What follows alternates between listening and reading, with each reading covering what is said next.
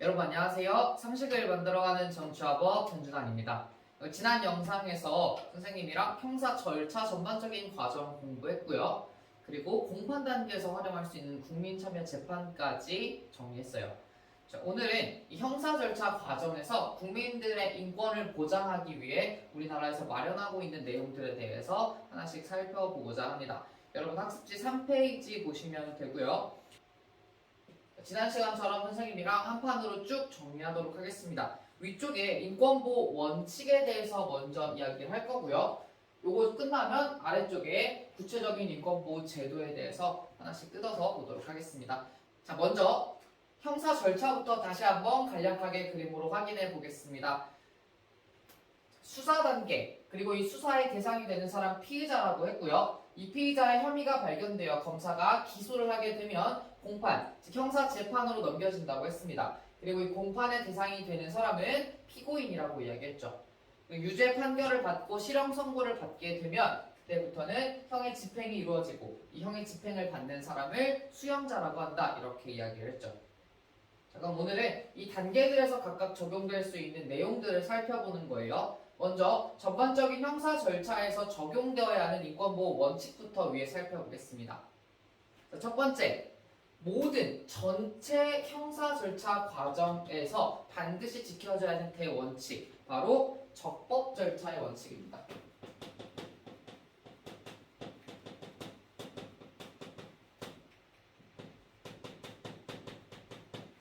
자, 얘는 공권력이, 즉 국가가 국민의 자유와 권리를 제한하려고 할 때 반드시 법률과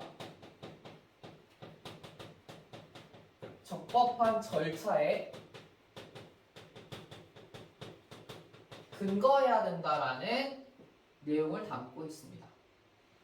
다시, 공권력, 국가가 국민의 자유와 권리를 제한하려고 할 때 함부로 제한해서는 안 되고요. 반드시 국가에 만들어진 법률, 그리고 그 법에 적합한 절차에 근거해서 이 제한이 이루어져야 한다는 내용이에요. 이런 적법 절차의 원칙이 적용되는 이유는 방금 이야기한 것처럼 국가가 국민의 자유와 권리를 마음대로 제한하지 못하도록 하기 위해서, 즉 국민의 인권을 보호하기 위해서, 뭐로부터? 국가가 형벌권을 마음대로 사용하는 걸로부터, 즉 형벌권을 남용하는 것으로부터, 자, 이걸로부터 국민의 인권을 보호하기 위한 게 바로 적법 절차의 원칙입니다.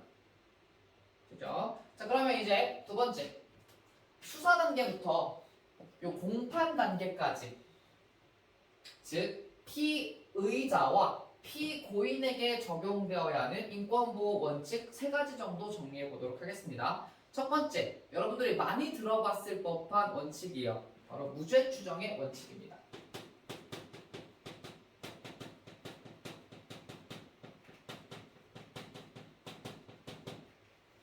자, 무죄 추정의 원칙은 말 그대로 무죄, 죄가 없는 것으로 우리가 추정을 해야 된다는 거야. 언제까지? 이 사람이 유죄 판결을 확정받을 때까지. 자, 그러면 이 사람이 유죄다라는 거를 입증해야 되는 건 누구의 책임이냐? 누구의 역할이냐? 바로 수사기관입니다. 사법경찰관이나 검사가 이 사람은 이러이러한 걸로 인해서 유죄다라는 걸 밝혀내야 돼요. 그리고 그게 공판 단계에서 유죄로 선고가 될 수 있도록 입증을 해야 되는 거죠. 그 전까지는 무죄로 추정해야 된다는 겁니다. 자, 여기서 여러분이 한 가지만 더 기억할 거. 여기서 유죄 판결 확정이라고 이야기했잖아. 그러면 1심이나 그냥 단순히 2심에서 유죄 선고를 내린 건 어떻게 봐야 될까? 이 사람 유죄인이다 라고 1심에서 이야기했어. 그럼 바로 유죄 판결이 확정된 걸까요? 아니에요. 왜? 이 사람이 아직 뭐 할 수 있어? 피고인이 상소할 수 있죠. 즉, 저 이 재판 판결 이상한 것 같아요. 더 상급 법원에 다시 재판해달라고 요청할 거예요. 라고 하면 아직 유죄 판결이 확정된 게 아니에요. 즉, 유죄 판결이 확정됐다는 것은 3심에 있는 대법원에서 판결을 내렸거나 또는 1심, 2심에 대해서 판결이 내려졌고 여기에 상소하지 않겠다라고 했을 때 이때 유죄 판결이 확정되는 겁니다. 요거까지 같이 알아두시고요. 자, 무죄 추정의 원칙 때문에 우리가 원칙적으로는 피의자를 불구속 수사해야 되고요. 피고인을 불구속 재판해야 됩니다. 죄가 없는 사람인데 왜 자유를 박탈하냐는 거지. 그래서 불구속으로 수사하고 불구속으로 재판하는 게 이 무죄 추정 원칙으로부터 파생되는 내용이다. 자, 두 번째, 이것도 우리 한번 배웠던 내용이에요. 진술거부권입니다.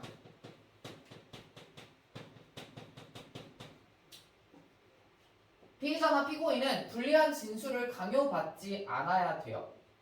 따라서 원칙적으로 수사기관이나 법원은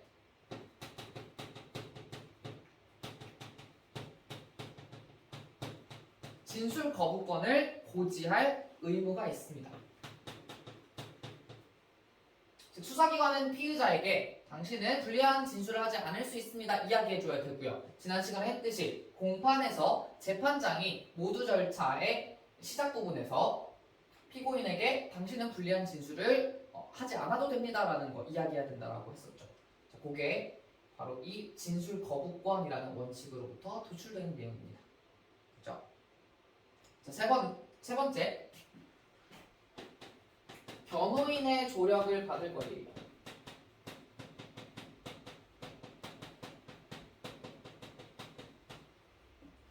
자, 여러분도 지금 법을 배우고 있지만 법이란 참 어려운 분야예요. 용어 자체가 어렵기 때문에 일반인들이 쉽게 이해하기 어렵죠. 따라서 공판 절차에서 우리가 검사와 싸운다고 생각하면 너무나도 불리한 위치에 있겠죠. 따라서 우리도 법을 많이 아는 사람부터 나를 보호받을 수 있도록 변호인의 조력을 받을 권리로서 우리나라에서 명시하고 있습니다. 목적을 다시 보면 국민이 국가와 대등한 관계에서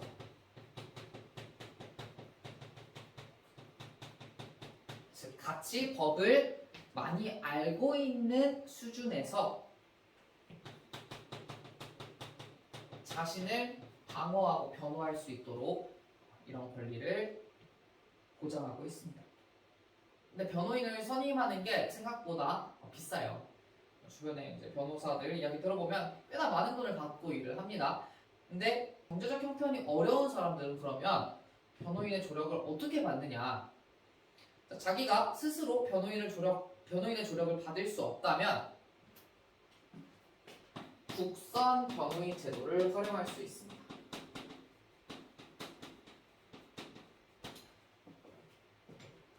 즉, 스스로 변호인을 구할 수 없는 국민의 인권을 보장하기 위해서 법원이 변호인을 대신 선임해주는 제도예요. 이때 법원의 직권으로 변호인을 선임해줄 수도 있고요.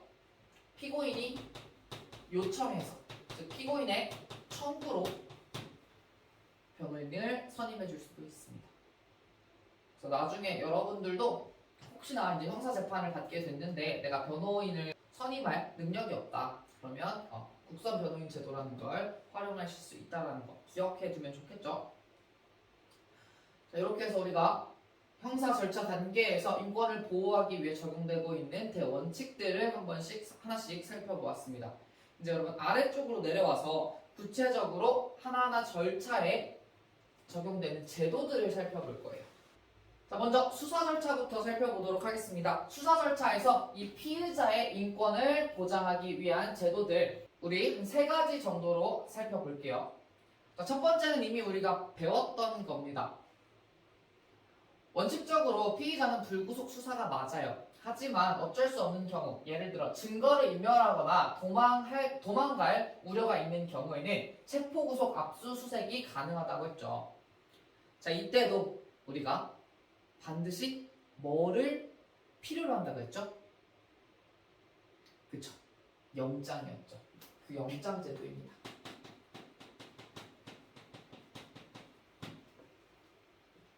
수사기관이 함부로 이 사람을 체포 구속하지 않도록 영장을 반드시 발부받아야 된다라고 얘기했어요. 배웠던 내용이니까 이거 빠르게 정리하겠습니다. 원칙적으로 영장은 사전에 발부받아야 된다 했죠. 누가? 검사가 청구해서 법원이 판단하여 발부한다. 이렇게 이야기했어요. 하지만 예외적으로 현행범을 체포한 경우나 또는 중대한 범죄를 저지르고 도망갈 우려, 증거 인멸할 가능성이 있는 경우 긴급 체포를 먼저 하고 사후에 영장을 청구하는 것이 가능하다라고 얘기했어요. 근데 어찌 됐든지 영장은 반드시 필요하다라는 게 영장 제도의 내용입니다. 즉 함부로 구속하지 말라는 뜻이죠. 자, 두 번째, 이제 구속영장이 검사로부터 청구됐어요. 그럼 법원은 검사 말만 믿고 바로 영장을 발부해주면 되는가? 아니라는 거죠. 피의자의 이야기도 한번 들어봐 줘야 된다는 거예요. 피의자의 인권을 보장하기 위한 제도겠죠. 자, 두 번째, 구속 전에 피의자를 위한 제도, 구속영장 실질심사 제도입니다.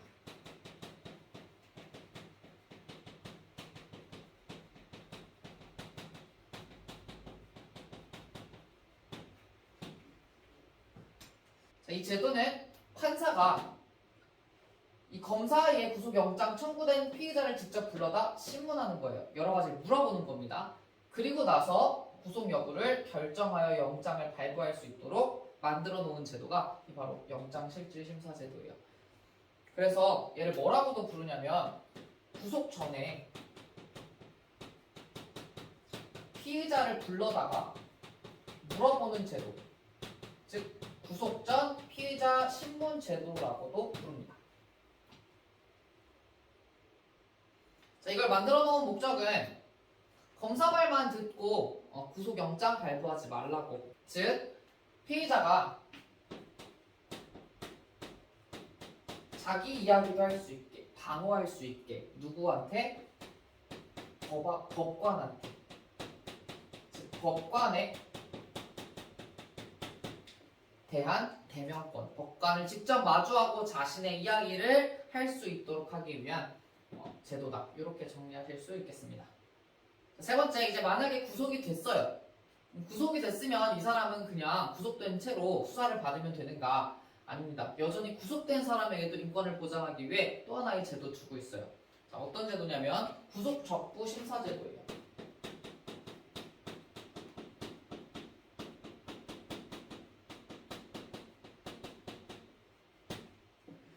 구속이 적절한지 부적절한지 다시 한번 심사해달라는 거야. 그래서 피의자가 법원한테 지금 제가 구속된 절차 적법한 거 맞나요? 이거 진짜 필요한 거 맞나요? 아니라면 저 석방해주세요 라고 신청할 수 있는 게 이 구속적부 심사 제도입니다. 만들어진 목적은요, 영장이 발부된 것에 대해서 재심사할 수 있는 기회를 부여하여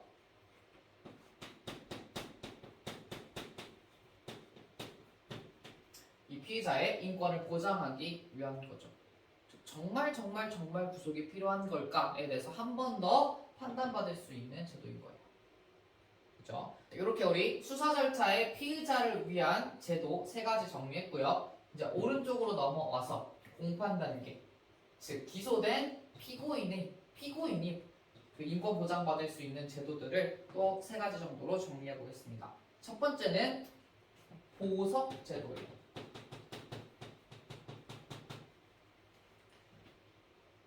이게 뭐냐면 원래 피고인은 불구속 원칙입니다. 근데 만약에 이제 이유가 있어서 구속이 됐다면 일정 보증금을 납부하고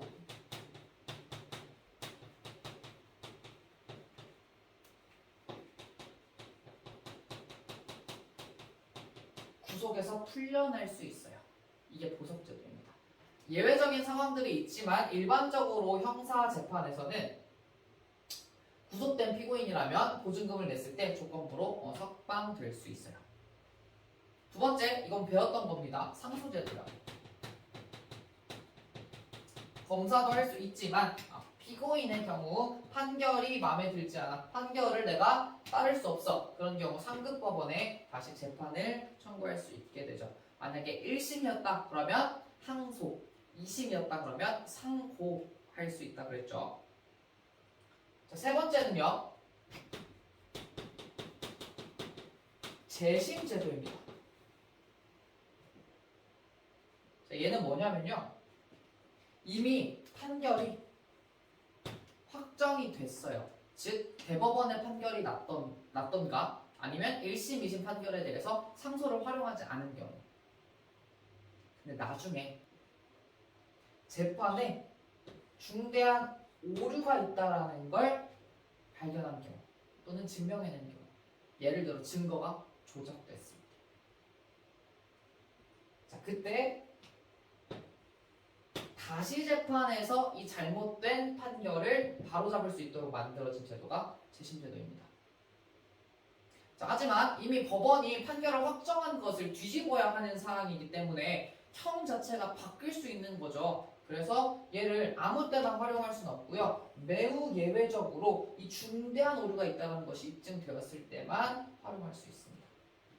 이 제도는 이 중대한 오류, 즉 증거가 조작됨으로써 부당하게 유죄 확정 판결을 받은 사람이 있겠죠. 그래서 형선고를 받은 사람이 있겠죠. 그 사람의 이익을 보장하기 위해서 만들어진 제도다. 이렇게 보실 수 있습니다. 그렇죠? 그러면 이제 마지막 선고 이후 단계에 적용될 수 있는 제도 하나 볼 건데요. 여기서 이제 적용되는 대상은 누구냐면 의미 부분에 먼저 적어볼게요. 무죄 판결을 받은 사람입니다.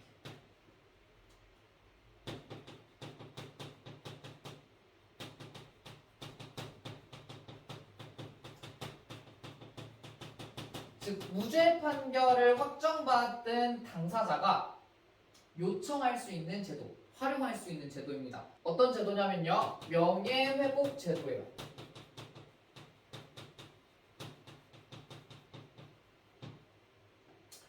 솔직히 우리나라는 무죄 추정의 원칙이 있음에도 불구하고 어떤 사람이 수사를 받는다 또는 어떤 사람이 재판을 받는다라고 하면 이미 범죄자 취급을 하죠. 그리고 그 사람에 대한 여러 가지 모욕적인 이야기를 한다든지 명예를 훼손시키는 말들을 많이 해요. 심지어 언론들도 그러한 방향으로 기사를 내보내곤 하죠. 근데 알고 보니 이 사람은 무죄였어. 그럼 그동안 나에게 실추된 명예 어떻게 회복할 거야? 억울하잖아요. 그래서 나 명예 회복해달라고 국가에 요청하게 되면 법무부 국가기관 홈페이지에 이 사람이 무죄라는 재판서를 1년간 게재해줍니다. 어느 사람이든지 이 홈페이지에 들어가면 이 사람이 무죄라는 걸 알 수 있도록. 자, 방금 이야기한 것처럼 이거의 목적은 수사 및 재판 과정에서 훼손된 명예를 회복시켜주기 위해서. 자, 이렇게 해서 우리 세 칸에 대한 내용 마무리 지었고요. 이제 아래쪽으로 넘어와서 이 모든 절차에서 어떤 특정한 조건하에 활용할 수 있는 제도 한 가지 더 살펴보겠습니다. 어떤 제도냐면요. 형사보상 청구 제도예요.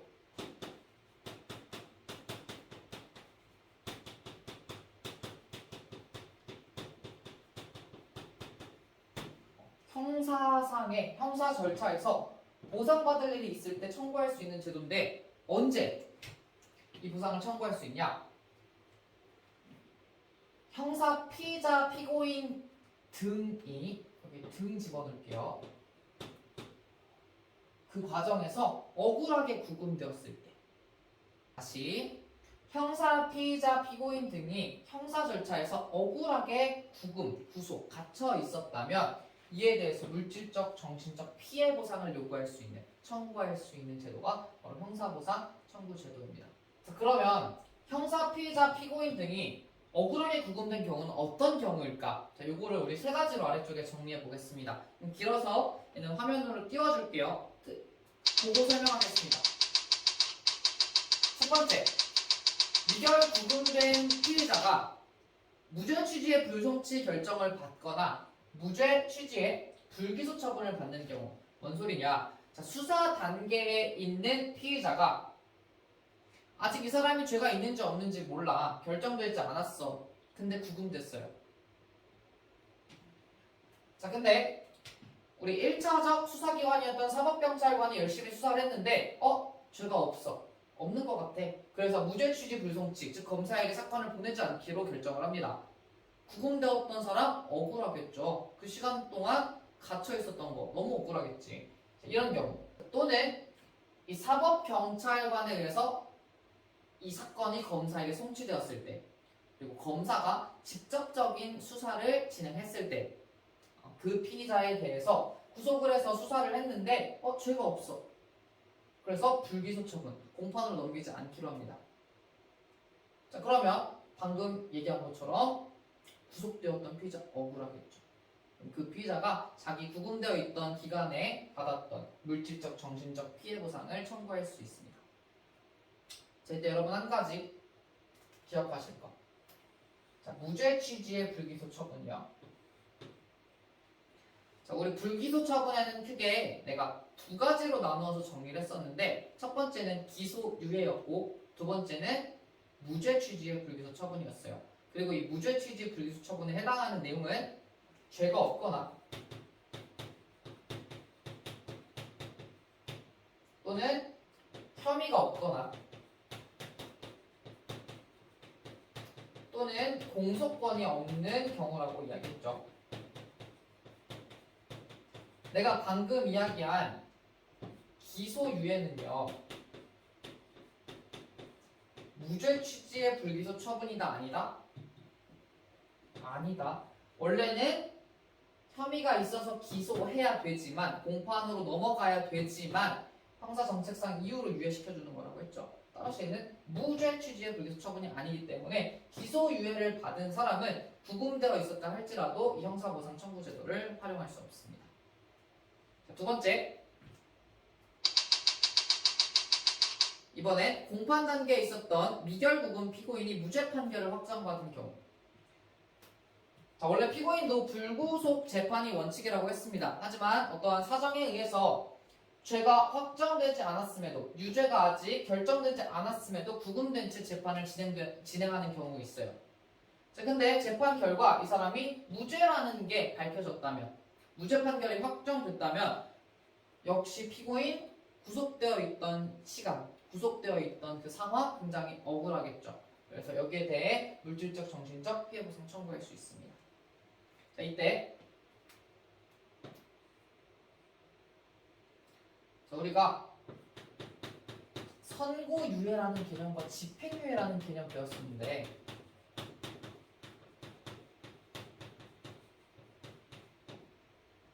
얘도 곧바로 형이 집행되지는 않는 거였죠. 얘는 그러면 무죄 판결이 확정된 건가요? 아니었죠. 유죄 판결과 함께 선고되는 내용으로 정리했었죠. 그래서 유죄이지만 형에 대한 선고를 미루겠다. 유죄이지만 형을 집행하는 것을 미뤄주겠다라는 거였죠. 따라서 선고유예와 집행유예를 받은 사람은 이 형사보상 청구 제도를 활용할 수 없습니다. 세 번째는요, 유죄 판결을 확정받아서 형을 집행받고 있는 사람인데, 또는 형을 집행받은 사람인데, 우리가 위에서 정리한 이 재심 제도를 활용해서 무죄 판결을 확정받은 경우. 지금 나 유죄였어. 근데 이 재판에 중대한 오류가 발견이 돼서 다시 재판을 실시했더니 결국 나는 무죄였어. 내가 그동안 형 집행받았던 시간 너무 억울하겠죠. 특히 교도소에 구금되어 있었던 경우 너무 억울하겠죠. 그 시간에 대해서 물질적, 정신적 피해보상 청구할 수 있는 게 이 형사보상 청구제도입니다. 그래서 이 세 경우에 예를 통해서 보상받을 수 있다는 거 기억하시고 다음 단계로 넘어가 볼게요. 자, 우리가 지금까지 정리한 내용은 전체적인 형사 절차에서 수사의 대상, 공판의 대상 또는 형의 집행이 되는 사람들의 인권을 보장하기 위한 내용들이었어요. 근데 사실 형사사건이 일어나면 가장 힘든 사람 누굴까? 피해자겠죠. 우리나라는 그래서 이 피해자를 구제하기 위한 제도도 여러 가지 두고 있습니다. 지금부터는 이 피해자를 구제해주기 위한 제도들 하나씩 살펴볼게요. 자, 먼저 첫 번째입니다. 피해자가 형사 절차에 참여할 수 있는 권리를 보장해줍니다. 피해를 받은 사람이 직접적으로 자신의 목소리를 낼 수 있도록 도와주는 제도인 거죠. 그래서 피해자가 수사 진행 상황 그리고 판결 내용을 국가로부터 제공받을 권리 가지고 있고요. 두 번째로 피해자가 형사재판 즉 공판에 직접 출석해서 자신의 의견을 진술할 수 있습니다. 피해자가 자신의 피해를 적극적으로 다른 사람들에게 알릴 수 있다는 거죠. 이게 첫 번째 피해자를 위한 제도이고요. 두 번째는요, 배상명령 제도입니다.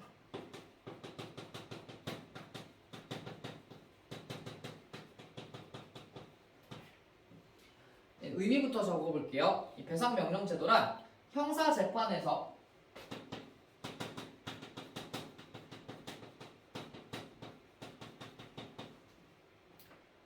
민사상 손해배상까지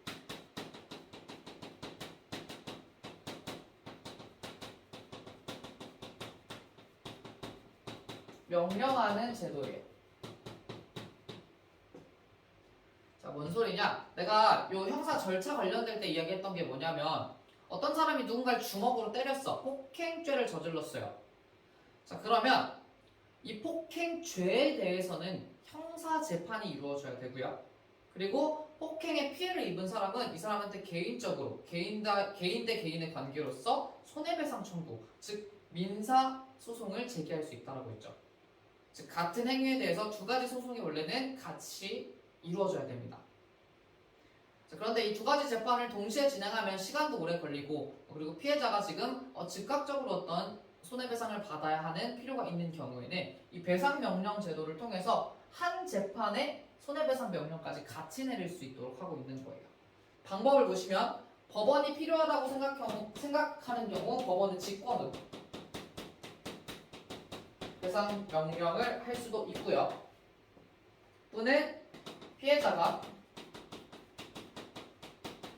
간단하게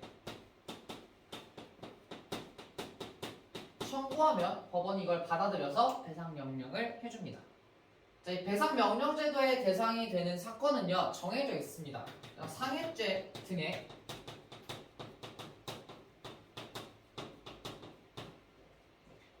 일정 사건에 대해서만 이 배상 명령 제도를 활용할 수 있는데 주로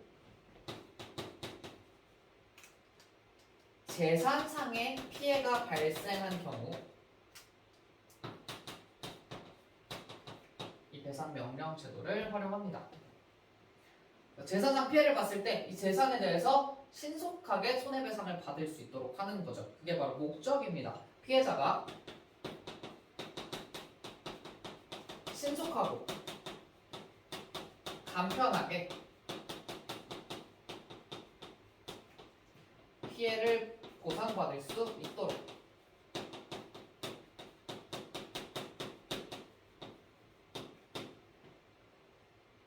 만들어진 제도다. 자, 이렇게 해서 배상명령 제도 마무리하겠습니다. 자, 마지막 세 번째 제도 볼게요. 세 번째 제도는 범죄 피해자 구조 제도입니다. 범죄에 피해를 받은 사람을 국가가 구조해주겠다는 뜻입니다. 언제 이 제도를 활용할 수 있느냐? 필요한 때 보겠습니다. 자, 타인의 범죄 행위로 생명이나 신체에 대한 피해를 받았어. 그럼 여기에 대해서 손해배상 받아야겠지. 근데 가해자로부터 피해 전부 또는 일부를 배상받지 못하는 경우. 자, 이때 우리가 배상명령 제도에서 이야기한 재산상 피해는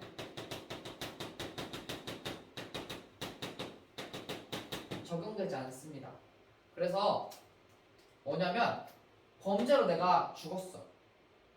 또는 범죄로 내가 엄청난 신체에 대한 피해를 입었어. 예를 들어 장애가 생긴다든지. 자, 그런 경우에 가해자로부터 여기에 대한 피해 보상액을 받아야 되는데 그게 온전히 다 배상되지 못하는 경우, 그때 국가가 피해자, 만약에 사망했다면 남아있는 가족 유족에게 일정 한도의 구조금을 대신해서 지급해주는 제도가 바로 이 범죄 피해자 구조제도입니다. 내가 방금 전에도 이야기를 했지만 이 범죄 피해자 구조제도를 활용할 수 있는 건 생명 신체에 대한 피해가 좀 커야 돼요. 국가가 나서서 도와주고 있다. 자, 이것도 역시 피해자를 구제하기 위한 제도라는 거 우리 내용으로부터 확인할 수 있죠. 자, 이렇게 우리 인권 보장하기 위한 절차 쭉 정리해봤습니다. 먼저 전체적인 형사 절차에서 인권을 보장하기 위한 원칙들 정리했었고요. 그리고 각 단계에서 적용될 수 있는 구체적인 제도 한번 살펴봤습니다. 그리고 마지막으로 범죄에 피해를 받은 사람들의 인권 보장 또는 이 사람들을 구제해주기 위한 제도도 3가지 정도 살펴봤어요. 자, 이렇게 해서 우리가 인권 보장에 대한 내용을 마무리를 짓고요. 뒤에서 우리가 배운 내용을 적용할 수 있는 자료들 몇 가지 살펴보도록 하겠습니다. 첫 번째 자료는 우리 인권보장의 대원칙이었던 적법절차 원칙과 관련된 내용이에요. 같이 한번 읽어볼게요. 땡땡 지방법원은 경찰관을 때린 혐의로 기소된 갑에 대해 무죄를 선고했다. 갑이 재판을 했는데 무죄가 선고됐대요. 자, 어떤 상황인지 봅시다. 갑은 한 식당에서 술에 취해 행패를 부리다 신고를 받고 출동한 경찰관들이 순찰자에 태우려고 했는데 이 경찰관을 때렸어요. 그래서 그 혐의로 기소가 됩니다. 폭행죄 또는 공무집행 방해죄 이런 게 적용이 됐겠죠. 하지만 법원이 무죄 선고를 내린 이유는 바로 얘 때문이었어요. 뭐였냐면 경찰관이 순찰차에 태울 때, 즉 체포할 때 미란다의 원칙을 알려주지 않았습니다. 자, 우리가 누군가를 체포할 때는요, 체포 이유, 너 지금 이래서 체포하는 거야. 그리고 변호인 선임할 수 있어. 진술 거부권 있어. 이런 걸 알려주어야 한다는 원칙이에요. 이게 법에 명확히 명시되어 있습니다. 자, 그 절차, 법에 정해진 절차를 지키지 않았기 때문에 이 경찰관의 행위가 적법한 공무집행이 아니고 적법한 공무집행행위가 아니기 때문에 체포하는 행위는 이 사람에 대한 부당한 법익 침해가 되는 거예요.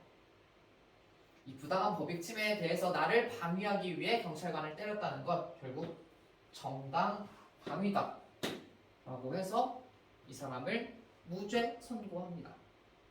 그렇죠? 자, 얼마나 이 법에 정해진 절차를 지키는 게 중요한지를 보여주는 자료라고 할 수 있겠죠. 두 번째는 우리 아까 이야기했던 재심제도 관련되어 있는 실제 좀 사례를 볼 건데요. 재심제도는 아까 매우 예외적으로 인정된다고 했죠. 그래서 실제적으로 재심이 엄청나게 많이 열리지는 않는데 그 중에 재심을 통해 판결이 바뀌었던 대표적인 사건입니다. 다시 재심의 의미부터 보시면 판결이 이미 확정이 됐는데 판결의 근거가 된 사실 인정이 위조 변조된 증거나 허위 진술 등에 의한 것으로 증명, 즉 판결 과정에서 중대한 오류가 발생된 게 증명되는 경우 다시 재판을 받을 수 있는 것, 이게 재심제도입니다. 어떤 사건이었는지 한번 볼게요. 익산의 약촌 오거리 사건입니다.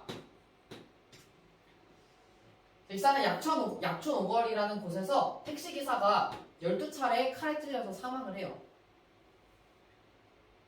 수사관들, 그 당시 경찰이었겠죠? 15살짜리 A군을 범인으로 체포를 합니다. 원래 이 A군은 목격자였대요. 근데 이 목격자의 진술을 듣다가 얘가 혹시 범인 아니야? 라는 생각으로 이 사람을 범인으로 체포를 합니다.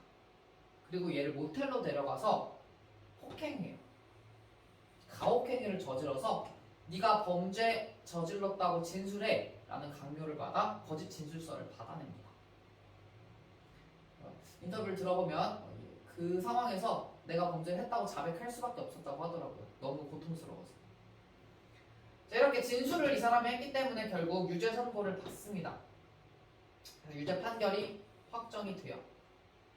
그리고 실제 교도소에서 징역을 살게 됩니다. 근데 시간이 지나서 진범이 잡히거든요. 진범이 잡혔는데 증거 불충분이라는 이유로 이 진범이 풀려납니다. 왜 그러냐면 국가기관에서 이미 판결 내린 내용을 뒤집어 엎어야 되잖아. 자기가 잘못했다라는 거 인정해야 되는 거잖아. 그게 싫어서 증거 불충분이라는 이유로 이 진범을 그냥 풀어줍니다. 이 상황을 지켜보던 한 변호사가 갇혀있던 교도사의 징역 살이를 하고 있던 A군에게 재심을 청구하자고 설득을 해서 재심을 청구하고요. 재심 결과 무죄 선고를 받게 됩니다. 잘못된 판결을 바로잡을 수 있는 제도가 바로 이 재심 제도라는 거죠. 그래서 아까도 이야기했지만 이 사람 억울하게 옥살이를 했기 때문에 거기에 대해 형사 보상 청구를 할 수 있었습니다. 돈을 꽤 많이 받았다고 해요. 근데 이런 가혹행위를 받았던 경험, 그리고 내가 이 과정을 거쳤던 경험, 그리고 옥살이를 했던 경험, 거기에 대한 트라우마가 아직까지도 있다고 인터뷰에서 본 것 같아요. 좀 안타깝죠. 어쨌건 이런 제도가 있다라는 거 자료를 한번 확인해보고 우리 형사절차 인권보장 파트 마무리 짓도록 하겠습니다. 이제 마지막으로 5페이지에서 최근 몇 년간 정말 핫한 이슈였던 소년 사건에 대해서 살펴보도록 하겠습니다. 먼저 소년 사건을 다루려면 이 소년이 뭔지를 알아야겠죠. 그래서 소년이 정의되어 있는 소년법 보겠습니다. 소년법이란 소년의 형사사건에 대한 절차를 규정하고 있는 법이에요. 여기서 소년을 어떻게 정의하냐? 10세 이상 19세 미만인 자로 규정하고 있습니다. 즉 10세 이상 19세 미만의 아이들이 형사사건을 저지른 경우 또는 그런 우려가 있는 경우에 어떤 절차를 거쳐야 하는지 이걸 규정해 놓고 있는 게 바로 소년법입니다. 이 소년법이 존재하는 이유는 청소년은 앞으로 충분히 변화할 수 있고 성장할 수 있는 시기이기 때문에 그런 기회를 주기 위해서, 즉 청소년의 건전한 성장을 위해서 존재한다. 이렇게 이야기할 수 있습니다. 자, 그럼 우리가 지금 이야기한 이 소년을 구체적으로 한번 나눠서 살펴볼 거예요. 아래쪽에 소년의 구분 보겠습니다. 자, 먼저 우리가 14세 미만은 형사 미성년자라고 부릅니다. 형사상 미성년자, 즉 형법이 적용될 수 없는 나이예요. 형법이 적용될 수 없다라는 건 형법에서 규정하는 범죄가 성립되지 않고 형벌 부과가 불가능하다는 뜻입니다. 자, 구체적으로 보겠습니다. 14세 미만 중에서도 10세 미만은요, 아예 소년법에 적용을 받지 않아요. 따라서 문제를 일으켰을 때 형사처벌 당연히 불구하고요. 여기에 대해서 대안적으로 소년들에게 가해질 수 있는 보호처분도 내릴 수 없게 됩니다. 보호처분은 우리가 앞서 배웠던 보안처분과 조금 다른 개념인데, 여러분 오른쪽 맨 아래에 보시면 이 보호처분의 내용들이 좀 나와 있습니다. 청소년들이 자신의 행위에 대해서 반성할 수 있도록 또는 개선되고 성장할 수 있도록 내려질 수 있는 처분들입니다. 보시면 보호자가 감독하고 보호하는 조건으로 보호자에게 위탁하는 것, 또는 수강 명령 내리는 것, 사회봉사 명령 내리는 것, 이거 다 수정해 주시고요. 보호관찰관의 단기장기 보호관찰 받는 것, 그리고 소년 보호시설에 감호 위탁하는 것, 소년 의료보호시설에 위탁하는 것, 그리고 제일 좀 강한 게 소년원에 송치하는 것, 이런 게 있습니다. 일반적인 형사처벌에 비해서는 분명 수위가 낮은 어떤 처벌들이라고 볼 수 있어요. 10세 미만은 그 보호처분도 부과하는 것이 불가능하다는 겁니다.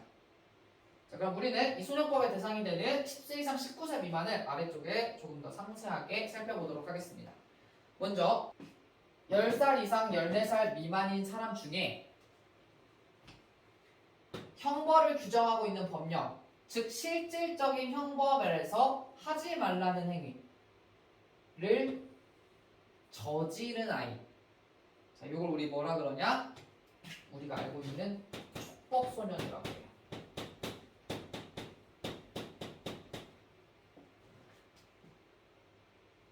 자, 반면에 맨 아래쪽 먼저 볼게요. 14세 이상에서 19세 미만인 아이 중에 똑같이 형벌 법령에 저촉된 행위를 하지 말라는 행위를 한 아이들, 얘를 뭐라 그러냐면 범죄 소년이라고 얘기해요. 범죄를 저지른 소년이죠. 됐죠? 자, 그럼 이제 가운데 들어갈 말이 뭐냐? 의미부터 볼게요. 10세 이상의 소년 중에, 즉 10세부터 19세 아이들 중에, 미만인 아이들 중에 형벌 법령에 저촉된 행위를 할 우려가 있는 아이들. 아직 하지 말라는 행위 하지는 않았어. 근데 그럴 가능성이 굉장히 큰 아이들. 법엔 어떤 내용 나와 있냐면 이제 유해 환경을 스스로 계속 찾아가는 아이들, 뭐 이런 아이들 나와 있어요. 자, 이런 아이들은 우리가 뭐라 그러냐면 범죄를 저지를 우려가 있다라 그래서 우범 소년이라고 해요.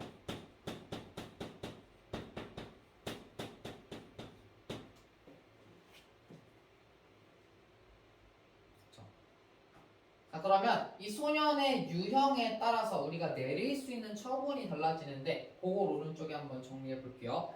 자, 먼저 촉법소년부터 보겠습니다. 촉법소년 14세 미만이에요. 형사 미성년자죠. 따라서 형사처벌, 형벌 부과하는 거 불가능합니다. 하지만 소년법에 의해서 형벌법령에 저촉된 행위를 했다면 보호처분을 내리는 게 가능해요. 두 번째, 범죄소년은요, 형사 미성년자 아니죠. 그렇다는 건 형벌 받을 수 있다는 뜻이에요. 하지만 소년이라는 나이를 고려해서 보호 처분을 내릴 수도 있습니다. 건전한 성장을 돕기 위해. 자, 그럼 가운데 있는 우범소년 보겠습니다. 자, 우범소년은요, 범죄 아직 저지르지 않았어요. 법에 저촉된 행위 한 거 아니죠. 그죠? 아직 안 했으니까 형사처벌하는 거 불가능합니다. 하지만 앞으로 하지 말라고, 지금 하고 있는 행위가 위험할 수 있다라고 인지시켜주기 위해서 보호처분을 내리는 건 가능해요. 자, 그러면 이제 구체적으로 이 유형에 따라서 소년 사건을 어떤 방식으로 처리하는지 살펴보도록 하겠습니다. 아래쪽에 1번부터 살펴볼 건데요. 1번에 들어갈 아이는 촉법소년과 우범소년이에요.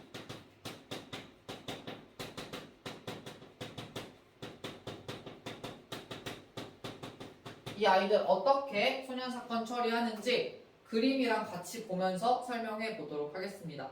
먼저 이 촉법소년과 우범소년이 법에 저촉된 행위를 하거나 그런 우려가 될 만한 행동을 하고 있을 때 이것을 경찰이 발견하게 된다면 경찰이 할 수 있는 조치는 두 가지입니다. 경찰이 직접 이야기를 해서 이 아이들이 앞으로 이런 일 하지 않게 훈계를 하고 풀어주는 첫 번째 훈감이 있어요. 자, 두 번째, 이제 요 아래로 내려올 겁니다. 자, 경찰이 수사를 해봤는데, 이 사건의 경우에는 그냥 풀어주면 안 될 것 같아. 얘네가 법원에서 보호처분이라도 받아야 될 필요가 있는 것 같아. 라고 생각이 든다면, 가정법원 또는 지방법원에 소년 사건을 담당하는 소년부가 있어요. 소년부에게 이 사건을 보냅니다. 즉 송치합니다. 수사했던 기록과 증거물을 같이. 자, 그러면 여기 가정법원 또는 지방법원의 소년부는 이 사건이 보호처분을 받을 만한 상황인가에 대해서 심리하겠죠. 그리고 나서 결정을 내립니다. 뭐에 대한 결정이냐? 보호처분 결정이에요.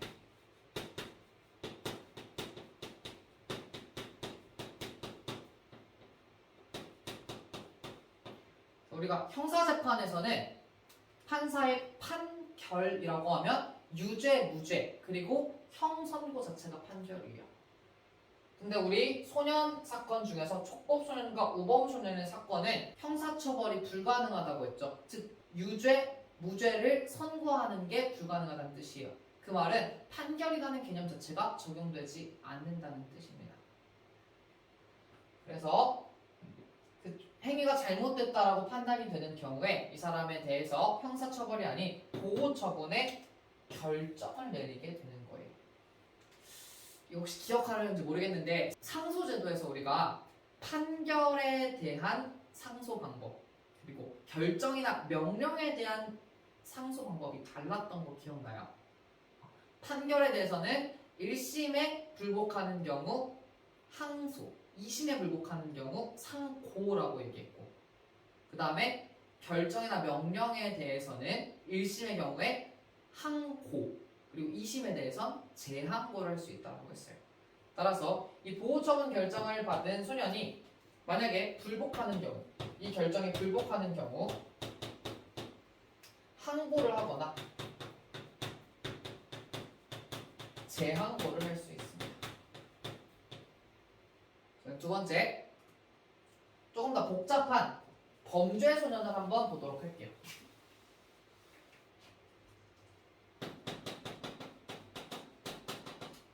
즉 14세에서 19세 미만인 아이 중에 법에 저촉되는 행위를 한 경우 어떻게 이 사건을 처리할까? 먼저 1차적으로 경찰이 이 사건을 보고요. 법에 저촉된 행위를 했기 때문에 혐의가 입증되면 검사에게 송치를 합니다.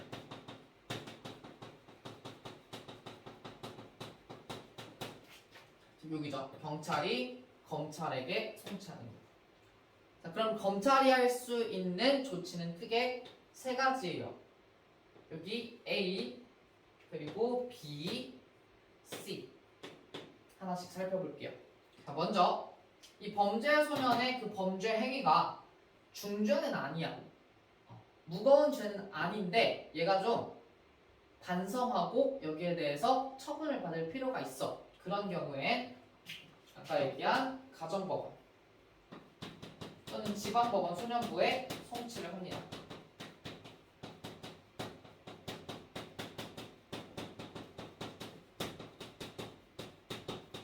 근데 얘 범죄 행위가 중죄야. 얘는 그냥 처분이 아니라 처벌이 필요해. 자, 그런 경우에는 형사법원의 원칙대로 기소를 합니다. 즉 공판, 형사 재판을 받도록 하고 유무죄를 가려 유죄인 경우 처벌받도록 하는 거예요. 자, 세 번째는 일단 적고 읽고 구체적으로 설명해 보겠습니다. 선도 조건부 기소유예예요. 기소유예. 원래는 기소돼야 돼. 근데 기소를 미뤄줄 거야. 대신에 선도를 받는 조건. 자, 언제 사용하냐면 이 사람이 범죄를 저지른 것 같아. 그래서 원래 기소돼야 돼. 근데 이 기소하는 사건에 비해서는 죄가 조금 가벼워. 근데 얘는 지속적으로 선도해야 돼. 안 그러면 또 범죄 저지를 것 같아. 자, 그런 경우 이 소년의 품행, 경력, 가정 환경 등을 조사해서 일정 기간 동안 선도를 받는 조건으로 기소를 유예해 주는 겁니다. 그럼 여기서 이제 형사사건이 그 종결되는 거예요. 그게 바로 이 시간입니다. 자, 그럼 이제 우리 A, B 단계에서 각각의 법원이 어떤 역할을 하는지 아래쪽에 법원 파트 정리해 볼게요. 자, 먼저 중죄가 아니라서 가정법원 소년부에 송치되는 경우 어떻게 법원이 조치를 내릴 수 있는가? 자, 그림으로 보자면 여기에요.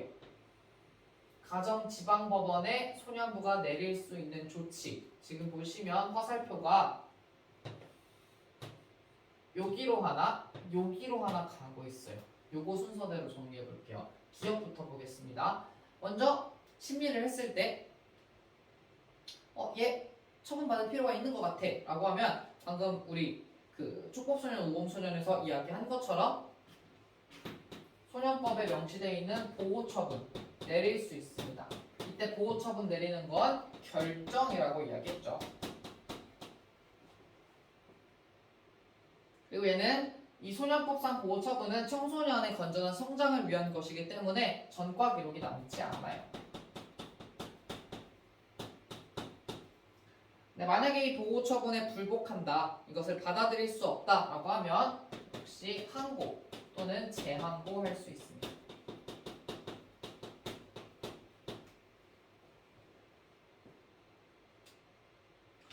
자, 근데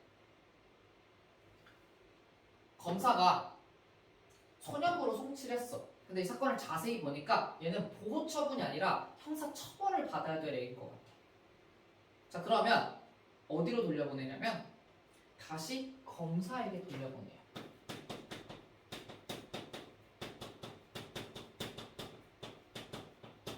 왜 그럴까? 왜 그럴까? 형사 처벌을 받으려면 공판으로 넘어가야 돼. 공판으로 넘어가려면 기소가 되어야 돼. 기소를 할 수 있는 건 누구뿐이라고? 검사뿐이라고. 그래서 검사에게 송치를 합니다. 그래서 검사가 다시 판단하여 만약에 형사처벌이 필요하면 형사법원으로 넘기게 되는 거죠. 두 번째, 이렇게 형사법원으로 넘어오거나 또는 아까 두 번째, 중죄라서 바로 형사법원으로 넘어온 경우에 형사법원은 심리를 통해 이 사람의 유무죄에 대한 판결을 내리죠. 그리고 만약에 유죄라면 형벌까지 부과할 겁니다. 대신 범죄를 저질렀지만 소년이기 때문에 사형과 무기징역과 같은 무기형은 선고할 수가 없어요. 그 이하의 형벌을 선고해야 됩니다. 이때 판결에 대해서 이 범죄 소년이 불복한다면 이거는 법원의 판결에 대한 상소제도, 즉 항소와 상고를 할 수 있다. 이렇게 적을 수 있겠죠. 그 다음에 두 번째, 형사법원이 보기에 얘는 이렇게 유무죄를 가릴 것까지는 없을 것 같아. 조금 가볍게 보호처분을 내려도 될 것 같아 라고 느낀다면 어디에 보내냐면요, 곧바로 가정 또는 지방법원, 소년부로 보내요.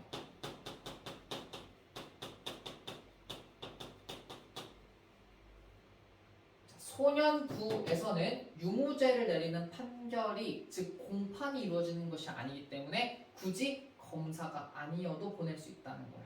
됐죠? 그래서 그림으로 보시면 여기에요. 형사법원인데요. 자, 형사법원 기업, 유무죄를 판결할 수도 있고요. 소년법상 보호처분이 필요한 경우에 곧바로 가정법원 또는 지방법원, 소년부로 보낼 수도 있다는 거. 이게 그림입니다. 다시 이 그림으로 한 번만 정리할게요.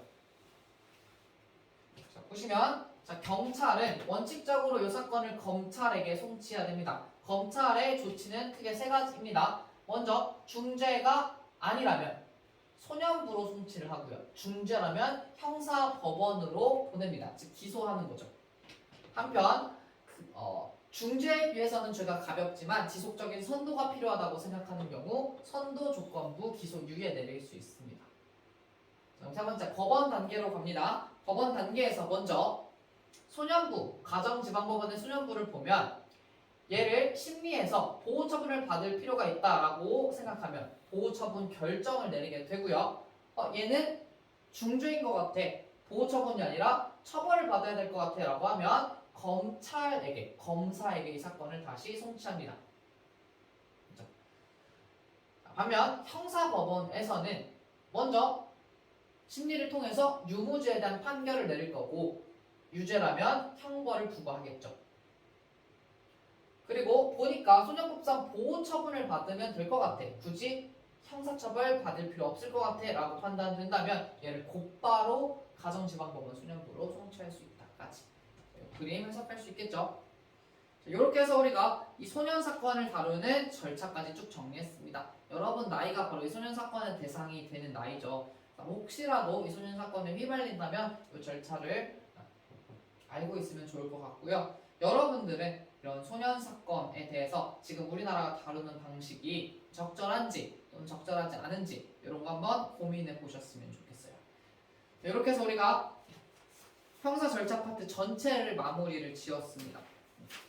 다시 한번 이야기하지만 이 내용은 재미가 없죠. 재미가 없죠. 어쨌든 근데 여러분들이 살면서 알면 좋은 내용들이니까 간단하게 개념들만이라도 머릿속에 알고 넘어가시면 좋을 것 같고요. 우리 다음 시간에는 형법 파트 아닌 노동법 파트로 넘어가서 우리 작년에 배웠던 그 근로 계약 이런 것들 한번 살펴보도록 하겠습니다. 오늘 수업은 여기서 마치도록 할게요. 다음 시간에 학교에서 봐요. 안녕.